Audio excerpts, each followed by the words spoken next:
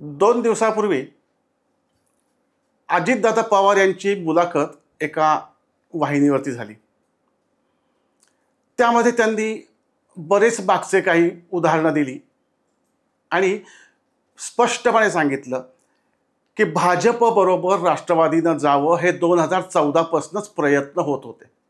14ला तर बाहेरून पाठिंबा दिलाच, पण 17ला शरद पवारांना असं वाटत होतं की आपण सरकारमध्ये सामील व्हावं आणि त्याप्रमाणे अजितदादांनी स्पष्टपणे मुलाखतीमध्ये सांगितलं की बोलणी झाली आणि सरकारमध्ये जायचं ठरलं, पण शरद पवारांनी अट घातली की तुम्ही शिवसेनेला बाहेर काढा आणि आम्हाला घ्या. तर भाजपनं स्पष्टपणे सांगितलं शिवसेना आमचा जुना मित्र आहे, काही झालं तरी आम्ही शिवसेनेला सरणार नाही आणि त्याकरता आम्हाला लांब राहावं लागलं. म्हणजे यामध्ये भाजपचं बळकटीकरण करण्याचं काम अजितदादांनी स्पष्टपणे केलं.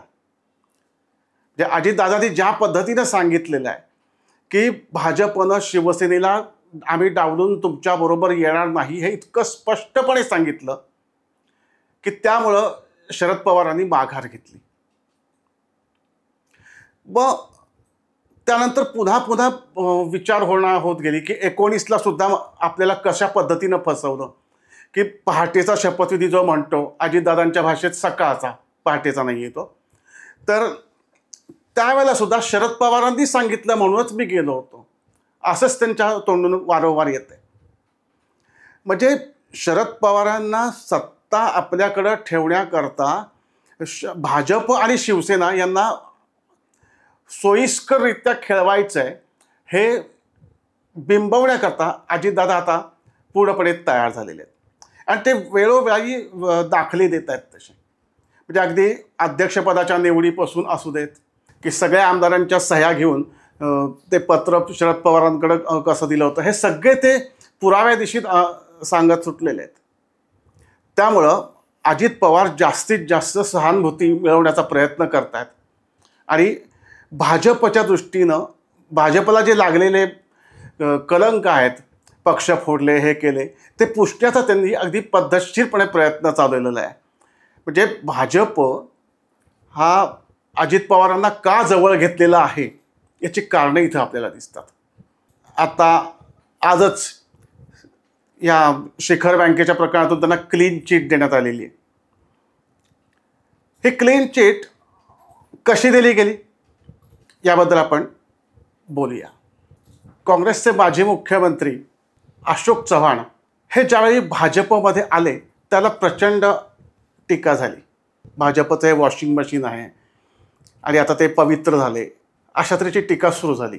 पण त्याचा जर बारकाईने विचार केला तर लक्षात घेतलं पाहिजे की अशोक चव्हाण यांच्यावरती आदर्श घोटाळ्याचा आरोप केव्हा आलेला होता, तर ती घटना 2010-11ची आहे.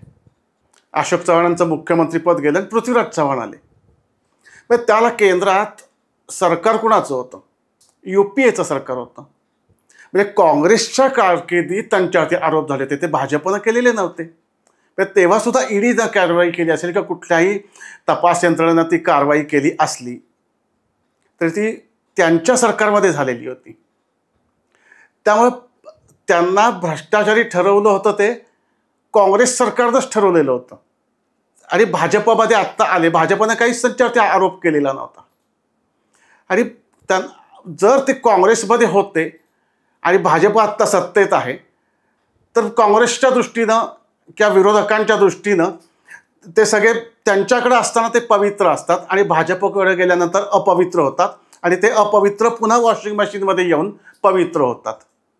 हे द सुटणारच गणित आहे की आमच्याकडे असला कुठलाही नेता, म्हणजे जेवढे ईडी किंवा CBI कुठल्या चौकशीच्या ससेमिऱ्यातनं लागलेले नेते आहेत, आपल्याला रांग लागलेली आहे त्या लोकांची, पण ते भाजपबरोबर कुणी त्यातले गेले की ते पवित्र होतात, स्वच्छ होतात.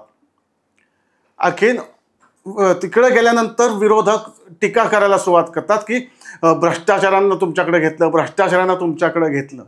पण ते ज्याला ह्यांच्याकडे असतात त्या ते भ्रष्टाचारी नसतात हे न कळणारं कोडं आहे. आणि महाराष्ट्राच्या जनतेला हाच प्रश्न पडला आहे की कुठल्या बाजूला गेल्यावरती कोण पवित्र आहे आणि कुठल्या बाजूला गेल्यानंतर कोण अपवित्र आहे, कुठल्या बाजूला गेल्यानंतर भ्रष्टाचारी आहे आणि कुठल्या याच्यात गेल्यानंतर वॉशिंग मशीन आल्यावर स्वच्छ चारित्र्याचं आहे.